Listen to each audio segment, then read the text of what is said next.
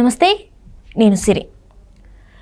తిరుపతి శ్రీవారి లడ్డు వివాదం అయితే ఎంతగానం అంటే దేశ నలుమూలలే కాకుండా అంతర్జాతీయంగా కూడా వెళ్ళింది. అయితే ఇక్కడ మాత్రం ఏదైతే తిరుపతి అంటే తిరుమల తిరుపతి దేవస్థానం ఉందో ఆంధ్రప్రదేశ్లో ఉన్న బీజేపీ నేతలు మాత్రం ఇంతవరకు దీని మీద ఎలాంటి స్పందన అయితే లేదు, వాళ్ళు స్పందించలేదు కూడా. అసలు ఏం జరిగింది అనేది మనకు వివరించడానికి మనతో పాటు ఉన్నారు ప్రముఖ రాజకీయ విశ్లేషకులు కిల్లారి నాగార్జున గారు. నమస్కారం సార్. నమస్తే అమ్మా. సార్, ఇప్పుడు చూస్తున్నట్టయితే శ్రీవారి లడ్డు వ్యవహారం ఇంతగానం అవుతున్నా కూడా అందరూ కూడా చాలామంది ఎంతోమంది మాట్లాడుతున్నారు దీని మీద. అంటే పూజారుల దగ్గర నుంచి రాజకీయ విశ్లేషకుల దగ్గర నుంచి ఎంతోమంది మాట్లాడుతున్నా కూడా బీజేపీ నేతలు మాత్రం అంటే పర్టికులర్గా ఆంధ్రప్రదేశ్ బీజేపీ నేతలు మాత్రం ఎందుకు ఇంతవరకు దీని మీద నోరు మెదపలేదంటారు?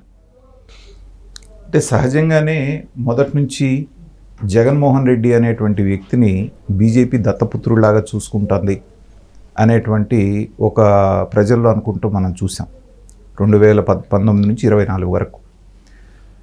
దానికి ఊతమిస్తూనే జగన్మోహన్ రెడ్డి గారు అడిగినప్పుడల్లా ఎంత కావాలంటే అంత అప్పు ఇవ్వటం, ఆయన కేసుల వ్యవహారంలో ఎన్ని వాయిదాలు ఇస్తే 5 సంవత్సరాలు ఒక్కసారి కూడా కోర్టుకు వెళ్లకుండా వెసులుబాటు కల్పించడం ఇవన్నీ జరిగింది. కానీ 2024లో ఖచ్చితంగా చంద్రబాబు నాయుడు గారు తర్వాత పవన్ కళ్యాణ్ కాంబినేషన్లో అధికారంలో రాబోతోంది అనేటువంటి తెలిసిన తర్వాత కంపల్షన్ తోటి వాళ్ళు వచ్చి పొత్తు పెట్టుకున్నారు, కూటమిగా ఏర్పడి బీజేపీ వాళ్ళు. అయినప్పటికీ కూడా అంత భారీ మెజారిటీతో గెలిచినా కూడా జగన్మోహన్ రెడ్డి మీద ఇప్పటి వరకు ఎలాంటి చర్యలు మనకి ప్రభుత్వం మారిన తర్వాత కూడా ఇవాళ వరకు ఒక్కరోజు కూడా జగన్మోహన్ రెడ్డి గారు కోర్టుకు వెళ్ళలేదు ఏ కేసులోనూ. అంటే ఇప్పటికి కూడా ఇంకా బీజేపీ వాళ్ళ ఆశీర్వాదం ఉందా వీళ్ళకి? సో ఇలాంటి అభిప్రాయం ప్రజల్లో ఉన్నప్పుడు ఒక పురంధరేశ్వరి గారు తప్పితే ఆ పార్టీలో ముఖ్య నేతలుగా ఉన్నటువంటి వాళ్ళు ఒకప్పుడు బాగా చక్రం తిప్పినటువంటి ఒక జీవీఎల్ నరసింహారావు గారు, ఒక సోము వీర్రాజు గారు, తర్వాత మన విష్ణువర్ధన్ రెడ్డి లాంటి వాళ్ళు ఎవ్వరూ కూడా అసలు హిందుత్వం అంటే మేము, హిందువులం అంటే మేమే, వీళ్ళందరికీ కూడా మేమే, మావే పేటెంట్ రైట్స్ అన్నట్టుగా మాట్లాడేటువంటి బీజేపీ నేతలు ఎవరు కూడా దీని మీద స్పందించకపోవటం అనేటువంటిది ప్రజలు జీర్ణించుకోలేకపోతున్నారు. ఇప్పుడు మనం మాట్లాడుకున్నటువంటి ఈ ముగ్గురు వ్యక్తులు ఎవరైతే ఉన్నారో వీళ్ళకి బీజేపీ అనేటువంటిది చంద్రబాబు నాయుడు గారితో పొత్తు పెట్టుకోవటం అనేటువంటిది ససేమిరా ఇష్టం లేదు. దాన్ని చెడగొట్టడానికి ఎన్ని రకాల ప్రయత్నాలు చేశారో అన్ని రకాల ప్రయత్నాలు చేశారు. ముఖ్యంగా ఆ విష్ణువర్ధన్ రెడ్డి మాట్లాడిన మాటలు మనకి ఇప్పటికీ కూడా గుర్తున్నాయి. ఎందుకంటే ఖచ్చితంగా మాకు 70 సీట్లో 80 సీట్లో ఇవ్వాల్సిందే, మీరు మా దగ్గరికి వస్తున్నారు కానీ మేము మీ దగ్గరికి రావట్లేదు, ఇది కరెక్ట్గా పొత్తు కుదరబోతుంది అన్న టైంలో మాట్లాడిన మాటలు ఇవి. దాని మీద అధిష్టానం గట్టిగా వాళ్ళకి మొట్టికాయలు వేసినట్టుగానే అనిపించింది. ఆ రోజు నుంచి అందరి నోళ్ళు పడిపోయినాయి. తర్వాత చంద్రబాబు నాయుడు గారి విచిత్రంగా మరి ఏం చేశారో ఏం మాట్లాడారో అధిష్టానంతో తెలియదు కానీ ఈ ముగ్గురికి ఏ సీట్ ఇవ్వకుండా పక్కన పెట్టారు. ఒక ఎమ్మెల్యే సీట్ ఇవ్వలేదు, ఒక ఎంపీ సీట్ ఇవ్వలేదు, మిగతా ఏ విషయంలోనూ వాళ్ళని పట్టించుకోలేదు. అలాగే ఇప్పుడు నామినేటెడ్ పోస్టుల్లో కూడా బీజేపీకి మొన్న జరిగిన దాంట్లో 3 పోస్టులు వచ్చినాయి. ఆ 3 పోస్టుల్లో కూడా ఈ ముగ్గురులో ఎవరిని తీసుకోలేదు. సో మమ్మల్ని పట్టించుకోవట్లేదు కాబట్టి మేము ఎందుకు పట్టించుకోవాలన్న ఉద్దేశంతో ఆగిపోయారా? లేకపోతే చంద్రబాబు నాయుడు గారు తెలుగుదేశం ప్రభుత్వం అంటే ఒంటికాల మీద లేసేవారు వీళ్ళు. ఇదే జీవీఎల్ నరసింహారావు ఈ త్రయం ఏదైతే ఉందో 2014-19 మధ్యలో చంద్రబాబు నాయుడు గారికి బీజేపీకి చెడిపోవటానికి వీళ్ళే ప్రధానమైనటువంటి కారకులు.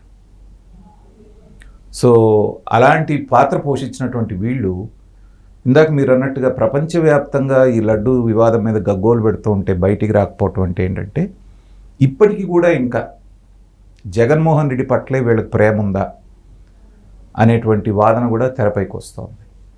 అసలు బీజేపీకి ఏమాత్రం స్టేక్ లేకుండా కనీసం 1-1.5% ఓట్లు లేకపోయినప్పటికీ కూడా 8 అసెంబ్లీ స్థానాలు తర్వాత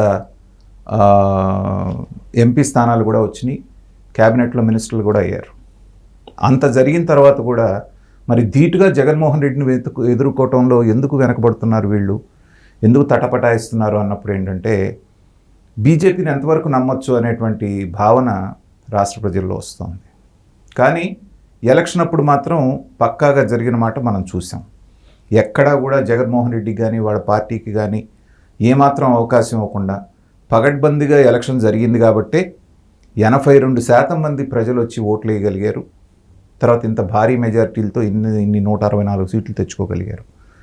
అప్పుడు అందరూ భావించింది ఏంటంటే వెంటనే జగన్మోహన్ రెడ్డి గారు జైలుకి వెళ్ళిపోతారు, ఖచ్చితంగా కేసులన్నీ కూడా త్వరితగతిన రోజువారీ విచారణ జరుగుతుంది, ఏదో ఒక కేసులో జగన్మోహన్ రెడ్డి గారికి శిక్ష పడుద్దని చెప్పేసి అనుకున్నారు. కానీ ఇవాల్టి వరకు ఆ రోజున 5 సంవత్సరాలు పక్కన పెట్టండి, ఈ జరిగిన 3.5 నెలల్లో ఒక్కరోజు కూడా ఆయన అటెండ్ అయినటువంటి సందర్భం లేదు. అంటే ఏంటంటే ఇంకా అక్కడ పెద్దల ఆశీర్వాదం ఇంకేమన్నా ఉందేమో అనేటువంటి భావన వస్తూ ఉంది. దానికి వీళ్ళందరి మౌనం ఏదైతే ఉందో దాన్ని ఊతమిస్తోంది సామాన్య ప్రజల్లో ఉన్నటువంటి ఇది.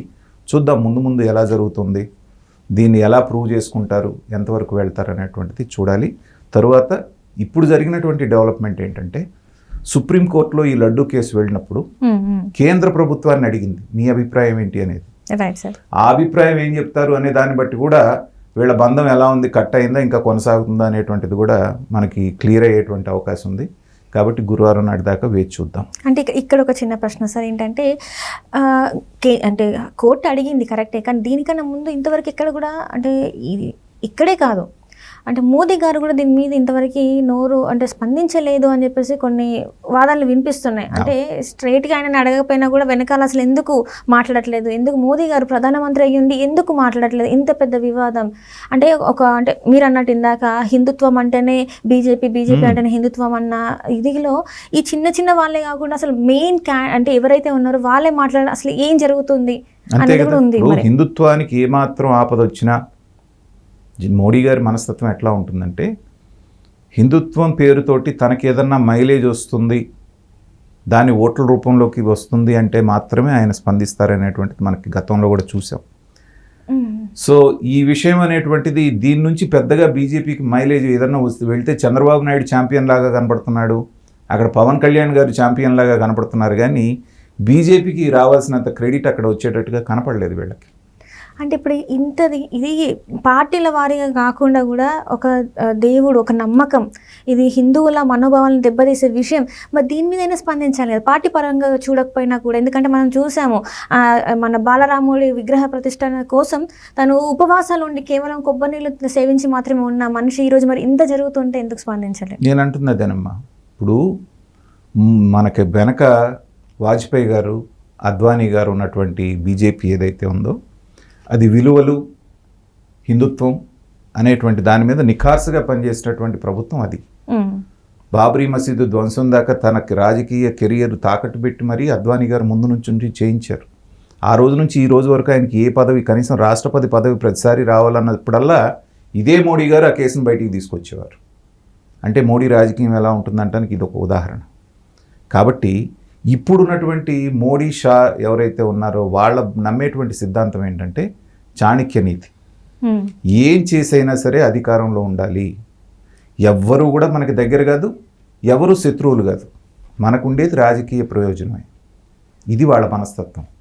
కాబట్టే దీంట్లో లాభ నష్టాలు బేరీజ్ వేసుకొని వాళ్ళకి ఏదన్నా రాబోయే రాష్ట్రాల్లో కనుక ఎలక్షన్లు తొందరలో 4 రాష్ట్రాల్లో జరగబోతున్నాయి, దాంట్లో మైలేజ్గా బాగా వచ్చుద్ది అనుకుంటే మాత్రం ఈ అంశాన్ని ఎత్తుకునేవాళ్ళే. అక్కడ దీని ఇంపాక్ట్ ఏం కనపడదు. కాబట్టి చూద్దాం. అమిత్ షా గారు ఒక మాట అనేశారు, లడ్డా గారు విచారణ అన్నారు, అంతటితో సరిపెట్టేశారు. Right sir, right, thank you so much.